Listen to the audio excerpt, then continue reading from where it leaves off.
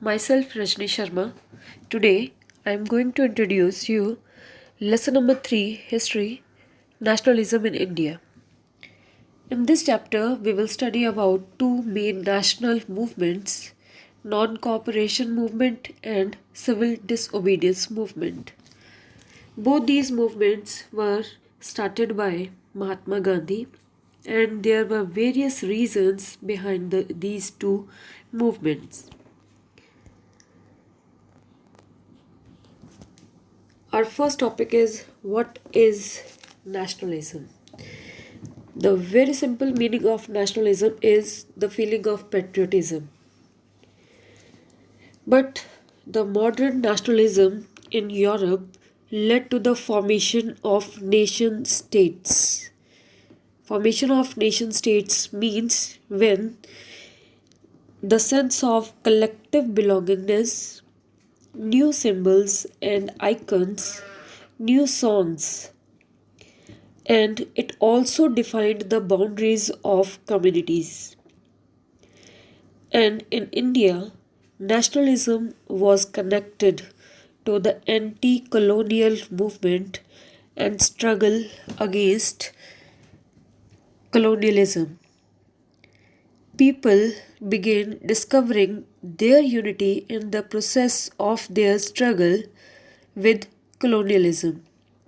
The sense of being oppressed under colonialism provided a shared bond that tied many different groups together.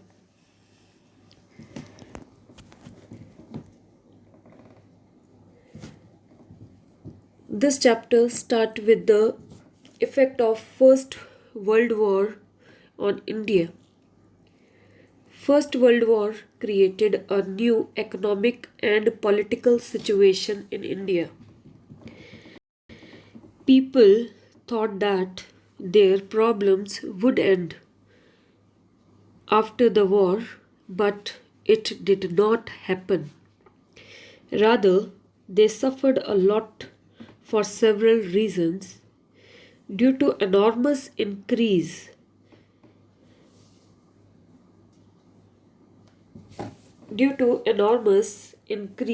in the defense expenditure. Custom duties were raised.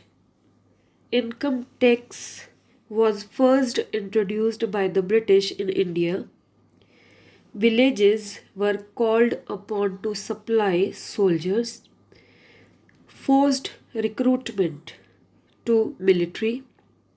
It means the British forced the people for recruitment in the military. This we call forced recruitment. But the Indians were not ready to recruit in the army, but they were forced by the British. After that, because of this, acute shortages of food due to failure of crops in many parts of India in 1918, 19 and 1920 to 21. And around there was a death of 12 to 13 million people due to famine and the epidemic in 1921. Now, these were the effect of First World War on India.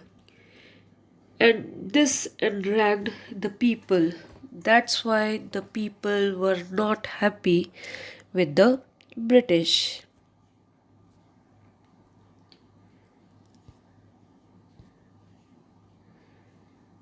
First World War broke out in 1914. Mahatma Gandhi. When Mahatma Gandhi returned to India in January 1915, he started a satyagraha movement in India in various places. Satyagraha means following the path of truth and non-violence to attain freedom and fight against injustice. The idea of satyagraha emphasized the power of truth and need to search for truth. Satyagraha advocated that for true cause and struggle against injustice, physical force is not required to fight with the oppressor. Without being aggressive, a satyagrahi could win the battle through non violence.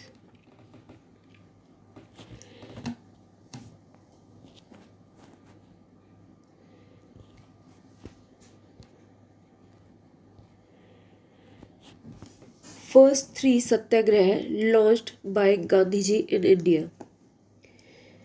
Champaran movement. It was a movement of workers in the indigo plantation of the Champaran district of Bihar. This was against the oppressive plantation system, and this was launched by Mahatma Gandhi in 1916. Second Satyagraha movement was Kheda movement in 1917. Crop failure and plague epidemic made the life of the farmer miserable in the Kheda district of Gujarat. So they started a movement under Gandhiji's leadership with the demand for a reduction in land revenue. Next Satyagraha was launched by Mahatma Gandhi in 1918, Mill Worker Movement. Low wages and poor working conditions forced the mill worker of Ahmedabad to start a movement under Gandhiji's leadership in 1918. All these three Satyagraha movements which were launched by Mahatma Gandhi was very important.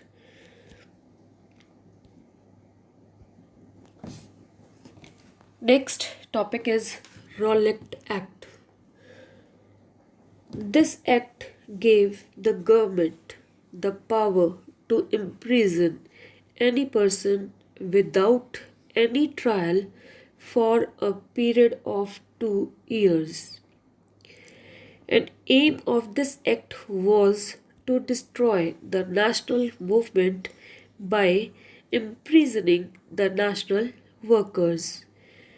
This act was also called a black law because it was against basic human rights. To destroy the national movement by imprisoning the national workers. This act was also called a black law because it was against basic human rights. On 10th April, the police in Amritsar. But before this, Gandhiji organized a non-violent satyagraha against a Rowlatt Act. A hartal was organized on 6th April 1919. Rallies were conducted. Shops were closed down. Workers conducted strike. Transport and communication systems came to a standstill. These protests led to the Jallianwala Bagh massacre. On 10th April, the police in Amritsar fired upon a peaceful procession, provoking widespread attack on bank, post office and railway stations. Martial law was imposed and General Dyer took the command. Next topic is Jallianwala Bagh incident.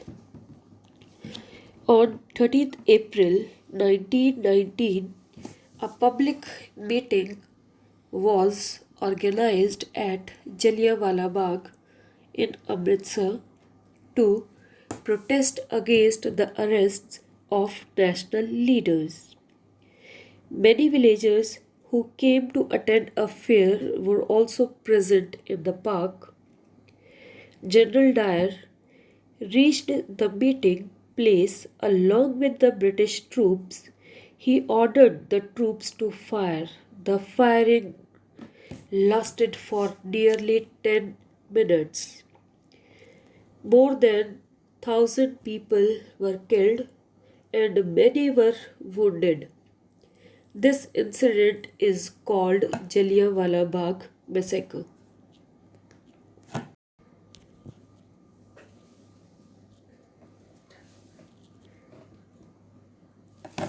As the news of Jallianwala Bagh spread, crowds took to the streets in many North Indian towns. There were strikes, clashes with the police, and attack on government buildings. The government responded with brutal oppression, seeking to humiliate and terrorize people. Satyagrahis were forced to rub their noses on the ground, crawl on the street, and do salam to all sahibs. People were flogged and villages were bombed. Seeing violence spread, Mahatma Gandhi called off the Satyagraha movement. Next topic is Khilafat movement.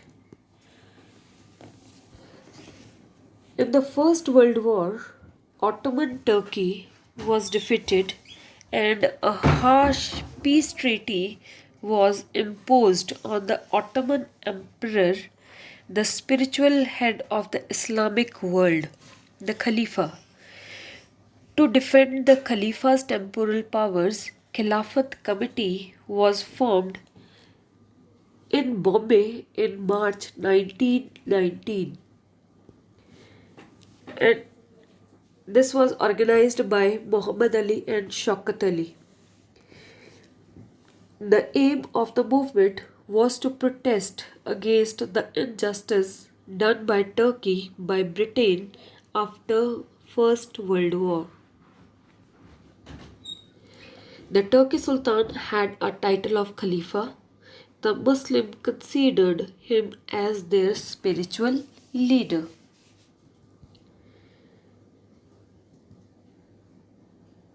After this gave opportunity to Mahatma Gandhi to bring Muslims under the umbrella of a unified national movement. To unite Hindus and Muslims, Gandhiji decided to start the non-cooperation movement in support of Khilafat as well as for Swaraj at the Calcutta session of the Congress in September 1920. This is done for today. Next lecture I'll continue in the next class. So if anyone have any query related with this topic, then you can send your message on my personal number. Thank you for today.